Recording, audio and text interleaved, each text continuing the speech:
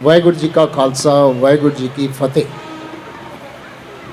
ਮੈਂ ਨਾ ਲੁਧਿਆਣੇ ਤੋਂ ਇੱਥੇ ਆਇਆ ਨੌਕਰੀ ਦੇ ਉਪਲਕਸ਼ 'ਚ। ਮੈਂ ਇੱਥੇ ਬੈਂਕ ਦੇ ਵਿੱਚ ਇਨਕਮ ਬੈਂਕ ਇੰਚਾਰਜ ਹਾਂ ਪੰਜਾਬ ਨੈਸ਼ਨਲ ਬੈਂਕ 'ਚ। ਮੈਂ ਇੱਕ ਲੇਖ ਪੜ੍ਹਿਆ ਸੀ, ਸਿੱਖ ਧਰਮ ਨਾਲੋਂ ਵਧੇਰੇ ਜੀਵਨ ਜਾਚ ਹੈ। ਇੱਕ ਜੀਵਨ ਸ਼ੈਲੀ ਹੈ, ਧਰਮ ਨਾਲੋਂ ਵਧੇਰੇ ਇਹ ਜੀਵਨ ਸ਼ੈਲੀ ਹੈ। ਉਹ vice chancellor Punjab agriculture university ਦੇ ਉਹਨਾਂ ਦਾ ਲੇਖ ਸੀਗਾ। ਅਤੇ ਉਹ ਮਨ ਦੇ ਵਿੱਚ ਗੱਲ ਮਤਲਬ ਇਸ ਗੱਲ ਦਾ ਬੜਾ ਪ੍ਰਭਾਵ ਪਿਆ ਵੀ ਬੰਦੇ ਨੇ, ਇੱਕ ਸਿੱਖ ਨੂੰ ਨਾ ਆਪਣੀ ਜੀਵਨ ਸ਼ੈਲੀ ਦੇ ਨਾਲ ਵੀ ਆਪਣੇ ਧਰਮ ਨੂੰ ਉਸ ਤਰ੍ਹਾਂ ਪਹਿਰਾ ਦੇ ਸਕਦਾ ਹੈ। ਅਤੇ ਇੱਥੇ ਆ ਕੇ ਨੌਕਰੀ ਕਰਨ ਦੇ ਦੌਰਾਨ ਮੈਂ ਇੱਕ ਚੀਜ਼ ਮਹਿਸੂਸ ਕੀਤੀ ਵੀ ਸਿੱਖ ਧਰਮ ਦੇ ਆਸ਼ੇ ਮੁਤਾਬਕ ਆਪਣੀਆਂ ਸਰਵਿਸਿਜ਼ ਜਿਹੜੀਆਂ ਨੇ ਪਬਲਿਕ ਨੂੰ ਪ੍ਰੋਵਾਈਡ ਦਿੱਤੀਆਂ ਜਾਣ। ਉਹਦੇ 'ਚ ਕਈ ਵਾਰੀ ਇੱਥੋਂ ਕਦੇ ਮੈਨੂੰ ਆਪਣੇ ਡਿਸਕ੍ਰਿਸ਼ਨਰੀ ਜਿੱਥੇ ਮੈਨੂੰ ਇਹ ਫੈਸਲਾ ਕਰਨਾ ਪੈਂਦਾ, ਮੈਂ ਜਿੱਥੇ ਦਿਮਾਗ ਔਰ ਮਨ ਦੋਨਾਂ ਨੂੰ ਅਗਰ ਦੋਨਾਂ ਦੇ ਹਿਸਾਬ ਕਿਤਾਬ ਨਾਲ ਮਨ ਨੂੰ ਅਗਰ ਮੈਂ ਹਾਵੀ ਕਰਕੇ ਕੋਈ ਫੈਸਲਾ ਕਰ ਦਿੰਦਾ, ਦਿਲ ਦੇ ਨਾਲ ਕਰਦਾ, ਉੱਥੇ ਪ੍ਰੋਬਲਮਸ ਆਉਂਦੀਆਂ ਨੇ। ਜਦ ਕਿ ਮੈਂ ਉਹ ਸਿੱਖ ਧਰਮ ਦੇ ਆਸ਼ੇ ਮੁਤਾਬਕ ਕੰਮ ਕਰ ਰਿਹਾ, ਉੱਥੇ ਹੀ ਪ੍ਰੋਬਲਮਸ ਆਉਂਦੀਆਂ ਨੇ। ਅਦਰਵਾਈਜ਼ ਜਿੱਥੇ ਤੁਸੀਂ ਬਿਲਕੁਲ ਠੀਕ ਹੈ, ਮੇਰੇ ਕੋਲ ਬੈਂਕ ਦੀ ਗਾਈਡਲਾਈਨਸ ਨੇ, ਉਹਦੇ ਅਕੋਰਡਿੰਗਲੀ ਕੰਮ ਕਰਨਾ ਮੈਂ। ਲੇਕਿਨ ਕਿਤੇ ਕਿਤੇ ਇਹ ਹੁੰਦਾ ਵੀ ਕਰ ਸਕਦਾ ਹਾਂ, ਜਿੱਥੇ ਮੈਂ ਕਰ ਸਕਦਾ ਹਾਂ ਨਾ, ਜਿੱਥੇ ਮੈਂ ਆਉਣਾ ਵੀ ਇੱਥੇ ਮਦਦ ਕਰਨੀ ਚਾਹੀਦੀ, ਉੱਥੇ ਪ੍ਰੋਬਲਮ ਆ ਜਾਂਦੀ। ਉੱਥੇ ਉਹ ਲੋਕ ਉਹੀ ਪਰੇਸ਼ਾਨ ਕਰਦੇ ਨੇ ਜਿਨ੍ਹਾਂ ਦੇ ਨਾਲ ਸਹਾਨੁਭੂਤੀ ਦਿਖਾਈ, ਜਿੱਥੇ ਮੈਨੂੰ ਮਦਦ ਕਰਨਾ ਬਣਦਾ ਵੀ ਹੈ, ਉੱਥੇ ਪ੍ਰੋਬਲਮ ਆਉਂਦੀ ਹੈ। ਐਸਾ ਕਿਉਂ ਹੁੰਦਾ? ਇਹ ਤਾਂ ਉਹਨਾਂ ਜਿਹੜੇ ਤੁਹਾਨੂੰ ਪ੍ਰੋਬਲਮ ਕ੍ਰੀਏਟ ਕਰਦੇ ਨੇ ਉਹਨਾਂ ਮਨੁੱਖਾਂ ਦੀ ਸੋਚ ਨਹੀਂ ਹੈ ਨਾ। ਤੁਸੀਂ ਤੇ ਆਪਣੀ ਭਾਵਨਾ ਸੁਣਾ ਰਹੇ ਹੋ ਨਾ। ਤੁਸੀਂ ਆਪਣੀ ਭਾਵਨਾ ਨਾਲ ਕਿਸੇ ਦੀ ਭਲਾ ਕਰ ਕੀਤਾ, ਅੱਗੋਂ ਉਹਨਾਂ ਨੇ ਮਿਸਬਿਹੇਵ ਕੀਤਾ ਜਾਂ ਮਿਸਯੂਜ਼ ਕੀਤਾ, ਇਹ ਤਾਂ ਉਹਨਾਂ ਦੀ ਆਪਣੀ ਸੋਚ ਨਹੀਂ ਹੈ ਨਾ। ਫਿਰ ਇਹਦਾ ਮਤਲਬ ਮੈਨੂੰ ਆਪਣੇ ਆਚਰਣ ਨੂੰ ਸਮਾਜ ਮੁਤਾਬਕ ਚੱਲਣਾ ਪਏਗਾ। ਨੋ, ਸੰਤ ਨਾ ਛੱਡੇ ਸੰਤ ਹੀ ਜੇ ਕੋਟਕ ਮਿਲਿਆ ਸੰਤ। ਭੈੜੇ ਲੋਕੀ ਮਿਲਦੇ ਰਹਿਣਗੇ, ਅਸੀਂ ਆਪਣੇ ਚੰਗੇ ਗੁਣ ਛੋੜਦੇ ਰਵਾਂਗੇ ਤਾਂ ਤੁਹਾਨੂੰ ਫਿਰ ਤਾਂ ਬੈਂਕ ਦੇ ਸਿਸਟਮ ਦੇ ਮੁਤਾਬਕ ਦੇਖ ਕੇ ਕਰਨਾ ਪਏਗਾ ਨਾ। ਨਹੀਂ, ਸਿਸਟਮ ਨੂੰ ਤੇ ਫੋਲੋ ਕਰਨਾ 100%। ਕਿਤੇ ਆ ਕੇ ਤੁਹਾਨੂੰ ਫੈਸਲਾ ਜਿਹੜਾ ਦਿਲ ਭਾਵੀ ਹੋ। ਦੇਖੋ, ਮਨੁੱਖਾਂ ਦੀ ਗਲਤੀ ਦੇ ਕਾਰਨ ਆਪਣਾ ਚੰਗਾ ਗੁਣ ਨਹੀਂ ਛੱਡਣਾ। वाहिगुरु जी का खालसा वाहिगुरु जी की फतेह। मेरा नाम तरुणा अरोड़ा है। तरुणा हाँ जी।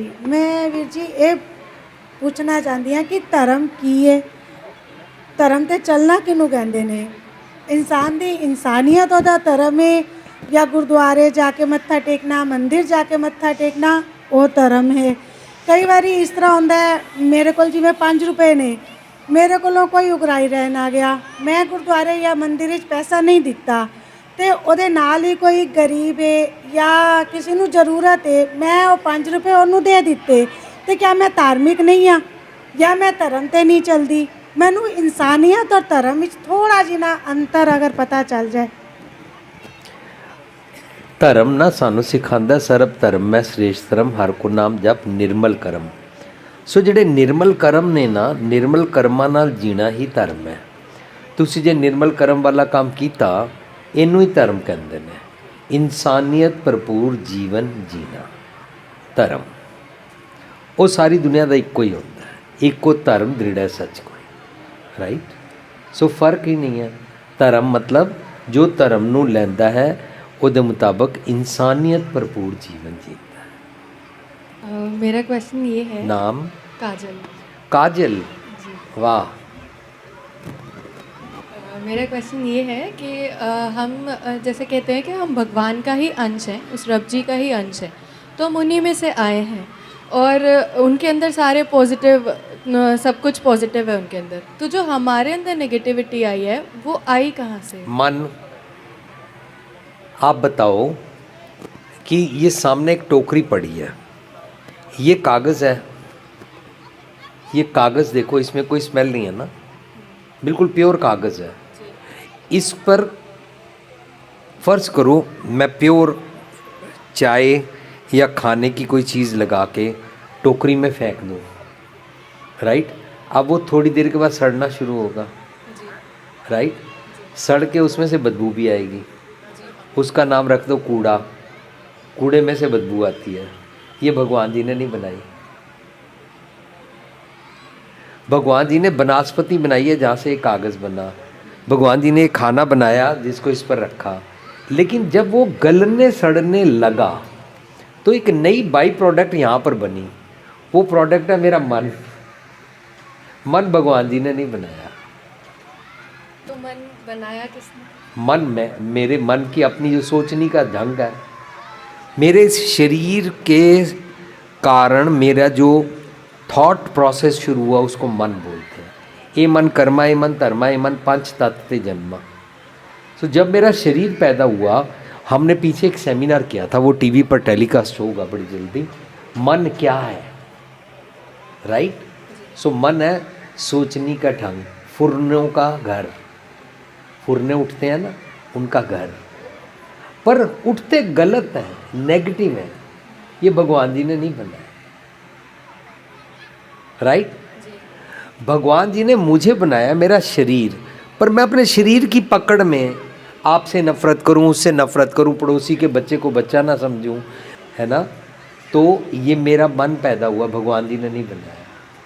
मेरे शरीर की पकड़ के कारण, मृग तृष्णा के कारण ये खुदगर्जी शुरू हो गई। ये भगवान जी ने नहीं बनाया। सेल्फिशनेस एक ट्रेट है, एक थॉट प्रोसेस है, खुदगर्जी भगवान जी ने नहीं बनाई। सो हैं तो हम सब भगवान के बंदे, अवल्ला नूर पाए, कुदरत के सब बंदे, पर खुदगर्जी के कारण, तंग दिली के कारण एक दूसरे से नफरत और दूरी बना ली। ये नफरत और दूरी भगवान जी ने नहीं बनाई, हमने बनाई। काजल जी, आपका आंसर हो गया? वाहिगुरु जी का खालसा, वाहिगुरु जी की फतेह। मेरा नाम बलबीर सिंह है। मैं आप जी को क्वेश्चन पूछना चाहता कि परमात्मा की प्राप्ति की जा सकती है? गुरु नानक देव जी ने जपजी साहब चो परमात्मा की उस्तत की है, रहराज साहब चो परमात्मा की उस्तत की गई है, सोहेले च भी उहदे खुशी के गीत गाए गए हैं। असी उन किस तरह प्राप्त करिए और किस तरह असी महसूस करिए कि परमात्मा ने असी प्राप्त कर लेता है? परमात्मा साडे तो विछड़िया ही नहीं है, लेकिन असी उन देख नहीं पाते। बस ये वाली जड़ी रियलाइजेशन है ना, वो गुण सीखने ने। गुणा का होवे वासला कड़वास लीजे, जेव गुण होवन साधना मिल सांझ करीजे, सांझ करीजे गुणा केरी। छोड़ अवगुण चलिए, दिनों दिन अवगुण छड्डदे जाना और गुणा वाली मत लैंदे जाना, ए परमात्मा दे अंदर मर्ज होंदे जांदे। यही एक विकता परमात्मा देखा जा सकता है, सारिਆਂ ਵਿੱਚ देखना शुरू कर दो। परमात्मा का की रूप है? ऐ सारे मनुख, ये जितने खुदा के बंदे हैं, मेरी माला के मणके हैं, नज़र आते रहते हैं, इबादत होती रहती है। ठीक है, ਤੁਹਾਡੀ ਗੱਲ ਮਿਹਨਤੇ सब इंसान मेरे जे नज़र आते हैं, लेकिन परमात्मा का की रूप है? इन्हां इंसानों ਵਿੱਚ ਰੱਬ ਹੀ ਤੇ ਵਸਦਾ ਹੈ, यही तो ਅਸੀਂ देख नहीं पाते। लेकिन परमात्मा का मेन रूप की है? परमात्मा का वखरा कोई रूप नहीं है। सहस तब नैन ना नैन है तो एक हो, सहस मूरत ना एक तो ही। रब की कोई वखरी मूरत नहीं है। रब दियाँ अखां, सारियां अखां रब जी दियां अखां ने, सारियां मूरतां रब जी दियां मूरतां ने। ਅਸੀਂ ਕਹਿੰਦੇ ਆ परमात्मा एक है, वो परमात्मा एक ਅਸੀਂ ਕਿਵੇਂ ਇੱਕ रूप ਚ ਦੇਖੀਏ? ਸਾਰਿਆਂ ਵਿੱਚ ਰੱਬ ਨੂੰ ਵੇਖੀਏ। हिंदू मुसलमान सिख ईसाई गरीब अमीर वितकरा ना करिए, जेंडर डिस्क्रिमिनेशन ना करिए, जात पात ऊंच नीच ना करिए। सारे विच रब नज़र आया, घट घट में अर्जू बसे नज़र आया, खुदा नज़र आया। खुदा का वखरा रूप तो है ही नहीं, रूप ना रेख ना रंग किस ते गुण दे प्रपिन। ठीक है, वाहिगुरु जी का खालसा, वाहिगुरु जी की फतेह।